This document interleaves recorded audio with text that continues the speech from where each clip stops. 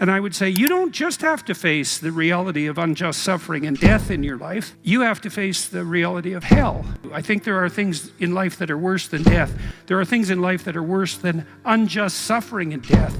And the things that lead to hell are worse. And you might think, well, I don't have to worry about that. It's like, yeah, you do, as a matter of fact, because you're going to face those things too. And you're going to face that when you face your own malevolence, which you will, and you're going to face that when you face the malevolence of others, including the mob. And some of that's just death and tragedy, and some of it is something far darker and deeper than that. And so face that. And so that's kind of interesting. If you practice forthright and voluntary exposure to that which terrifies and dismays you, it transforms you. And we really know this as psychologists. We even know there's more and more evidence suggesting, for example, that if you imagine you adopt this attitude of voluntary confrontation, that changes you psychophysiologically. Much of the biochemistry of motivation and emotion is transformed when you take a stressor, which could be oppressive and paralyze you and cause you to withdraw, and you reverse that and you decide to advance. It's like a different spirit inhabits you. And I mean this physiologically. There's a whole different pattern of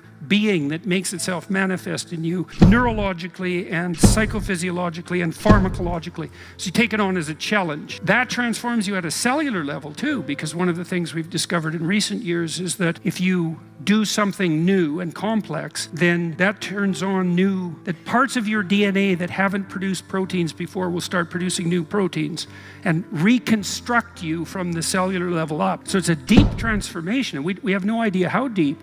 And again, you could ask yourself, if you didn't withdraw in fear from everything that life threw at you, who could you become? Are more things thrown at us than we can manage? Well, that's a tricky question. And you might say, well, that's just presents an insuperable barrier to progress.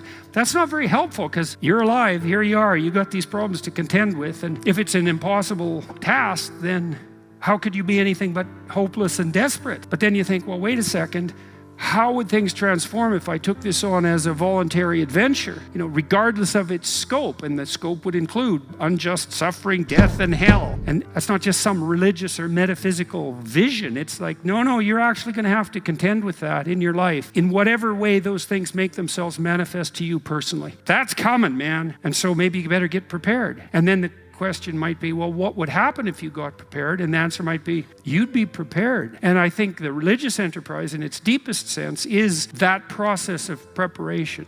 And you might want to even push that a bit farther. You might say, well, not only do you want to get prepared for what's coming your way, but you want to be so prepared that when it comes your way, that it doesn't make you bitter and resentful and tempted by the desire to walk the path that would make all of that even worse. And so you might say, well, if you could really face up to what you need to face up to, not only could you turn yourself into someone that could bear the catastrophe of life and exposure to hell, but maybe you could turn yourself into someone who would still do good even while facing those things. And that's a pretty noble goal, because it's realistic. It's not naive at all. It says, look, man, trouble's coming your way, and it's real, and yet it's possible that you could confront that and still do good in the deepest sense.